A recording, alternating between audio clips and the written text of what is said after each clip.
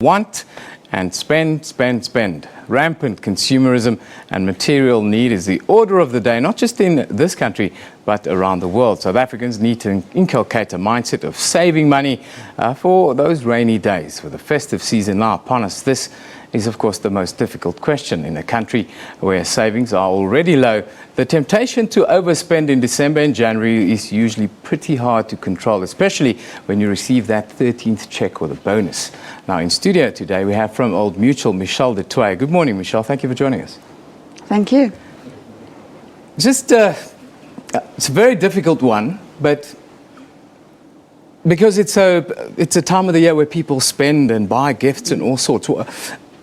What can you do not to overspend at this time of the year? That's a very good question, because you're right. At this time of the year, we're all happy, we're excited. The credit cards seem to get we get very spendthrift. I think the main answer to that is about planning.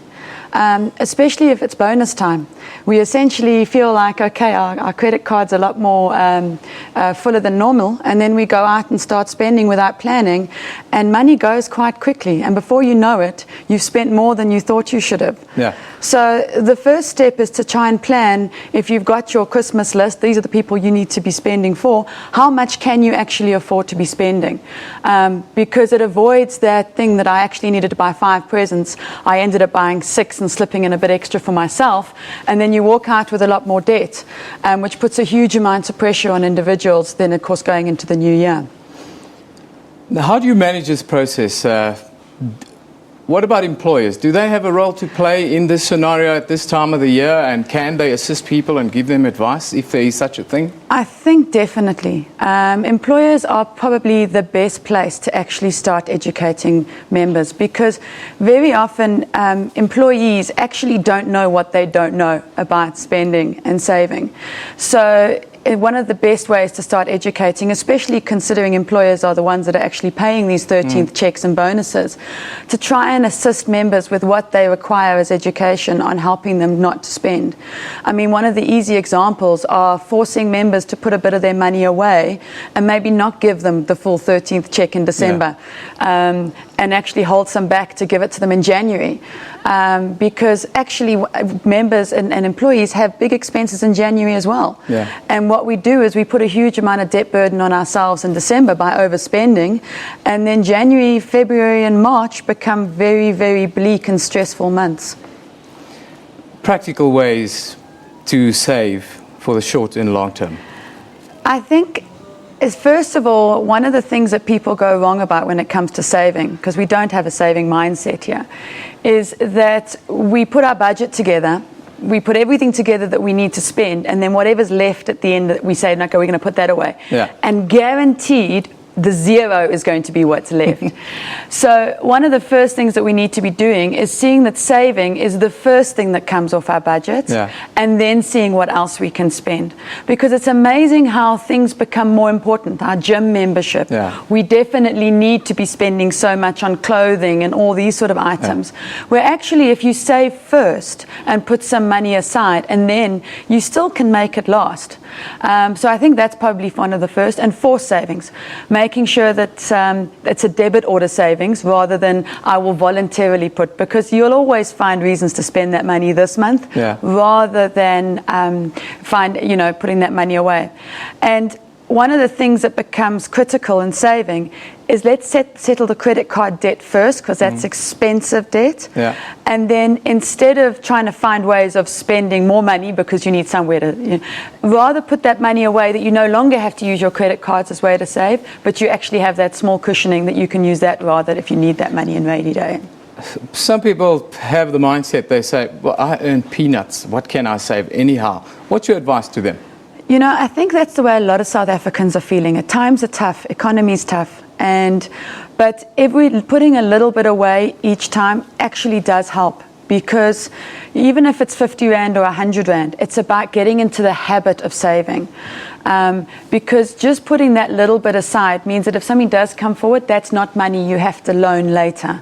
Because short-term loaning, micro lenders, credit cards, when you have to pay that debt back, if you think you've got a little bit now, try and start working out how much you're paying towards supporting the banking system, how much you're putting towards interest payments, how much you're putting towards those areas where if you plan properly and started asking the questions, you actually can get quite smart about those things.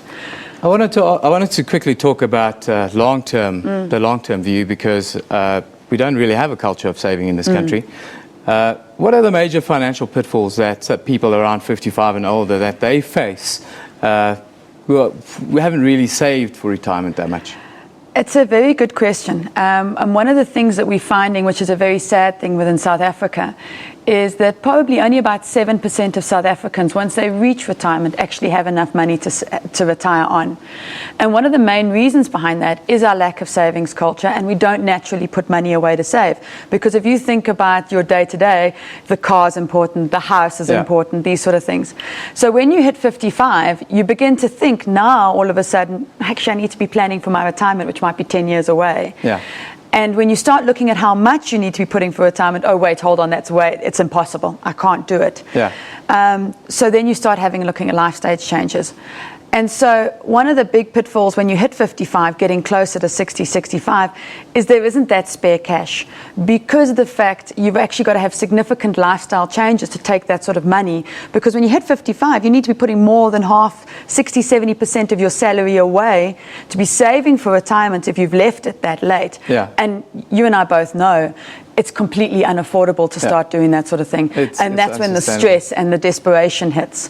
And so what we're seeing is that people starting earlier is actually where the plan should start, because if you start saving for retirement much earlier, then it becomes a lot easier.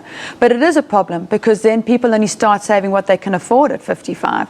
And then, of course, when they hit 65, they can't retire. Leave us with a New Year's resolution, for lack of a better word, or a tip or two for South Africans heading into 2014.